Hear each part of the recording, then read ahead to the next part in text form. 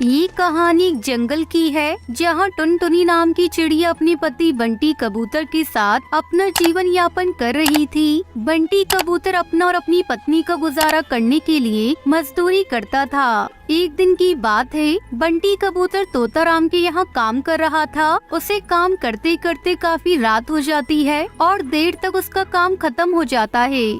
अरे आज तो बहुत देर हो गई मुझे काम में। चलो अब घोंसले में जाता हूँ। टुनटुनी मेरी राह देख रही होगी। बंटी कबूतर रात के अंधेरे में वहाँ से उड़कर अपने जंगल की ओर आने लगता है। तभी रास्ते में उसे बहुत थकान हो जाती है, इसलिए वो एक पेड़ पर जाकर बैठ जाता है। अरे मैं तो बहुत थक गया हूँ। एक काम करता हूँ, कुछ समय के लिए इसी पेड़ पर आराम कर लेता हूँ। थोड़ी देर बाद जब अच्छा लगेगा तो फिर अपने जंगल चला जाऊँगा।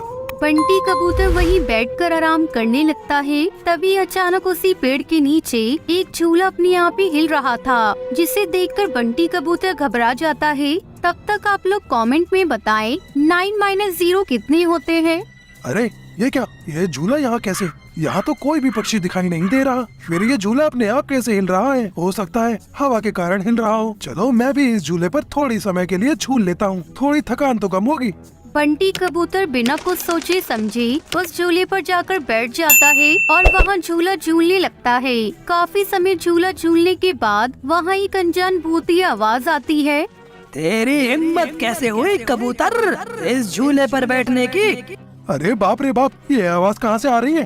तभी बंटी कबूतर के सामने एक भूतिया कौवा आता है, जिसे देखकर बंटी कबूतर के होश उड़ जाते हैं। अरे बाप रे, ये तो भूतिया कौवा है। तुमने मेरे झूले पर बैठकर बहुत बड़ी गलती कर दी। अब तो तुम गए। ये मेरा भूतिया झूला है। अब मैं तुझे मारकर तुझे भी भूतिया झूला बना दूंगा और तुझे ले जाकर किसी पेड़ से लटका दूंगा, ताकि जब भी कोई पक्षी झूला झूलेगा तो वो भी भूतिया झूले से गायब होकर मेरे पास आ जाएगा और फिर मैं उस पक्षी को मारकर उसका खून पी जाऊंगा। नहीं नहीं भूतिया कौवा, मुझे भूतिया झूला मत बनाना। मुझे क्षमा कर दो, मुझसे गलती हो गई। मुझे तुम्हारे झूले पर नहीं बैठना चाहिए था। मुझे क्षमा कर दो।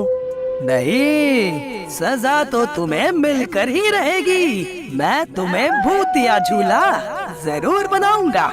तभी वो भूतिया कौवा बंटी कबूतर को अपनी शक्ति से भूतिया झूला बना देता है।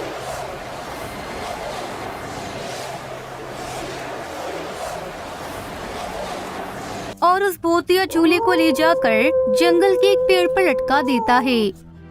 अगले दिन सवेरे, अरे ये बंटी कबूतर अब तक घोंसले में क्यों नहीं आया? रात से सवेरा हो गया पर अब तक उसका कोई पता नहीं। चलो मैं तोताराम के घोंसले में देखती हूँ। दूसरी तरफ जंगल के पक्षी बच्चे जब अनजान झूले को देखते हैं तो उस पर झूला झूलने लगते हैं। उन्हें ये नहीं पता था कि ये झूला एक भूतिया झूला है। उस झूले पर बैठने के बाद एक एक करके सभी गायब हो जाते हैं और अगले दिन। अरे ये क्या बबली जी, क्या बकवास लगा रखी है तुमने? झूले से अचानक कोई कैसे गायब हो सकता है? पागल समझा है क्या हमें? अगर तुम्हें मेरी बात का विश्वास नहीं हो रहा तो तुम खुद उस झूले पर बैठकर देख लो। इस झूले पर बैठने के बाद जंगल के कई पक्षी बच्चे गायब हो गए हैं। अच्छा ठीक है, मैं तुम्हें अभी इस झूले पर बैठकर दिखाती हूँ। तभी वहाँ तोताराम और टुनटुनी चिड़िया आते हैं। उनके साथ एक बाबा बास भी थे। बबली कबूतरी और टुनी चिड़िया बाबा और टुनटुनी को उस झूले की पूरी बात विस्तार से बताते हैं, जिसे सुनने के बाद तोताराम और टुनटुनी चिड़िया के होश उड़ जाते हैं। क्या इस झूले में बैठने के बाद पक्षी गायब हो रहे हैं? कहीं बंटी भी तो इस झूले पर बैठने के बाद गायब तो नहीं हो गया? हाँ चिड़िया बहन, हो सकता है। ये झूला बहुत ही अजीब झूला है। पता नहीं ये हमारे जंगल में किसने लगाया।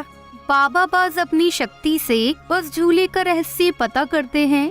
पक्षियों, ये कोई आम झूला नहीं है, बल्कि एक भूतिया झूला है। और टुनटुनी बहन, आपको पता है ये जो झूला है ना, ये आपके पति बंटी कबूतर है, जिसे एक भूतिया कौवा ने झूला बना दिया, और वो भी भूतिया। और जो भी पक्षी इस झूले पे बैठ रहा है ना, वो सीधे उस भूतिया कौवे के पास जा रहा है, जिसे भूतिया कौवा मार के खा रहा है।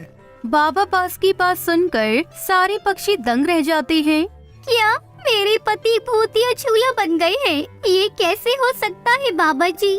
वो भूतिया कौवा बहुत ही खतरनाक पक्षी है। उसकी शक्ति का सामना करना किसी भी पक्षी के बस की बात नहीं है। बाबा जी, मैं आपके सामने हाथ जोड़ती हूँ, मेरे पति को सही सलामत मेरे पास लेकर आइए ना।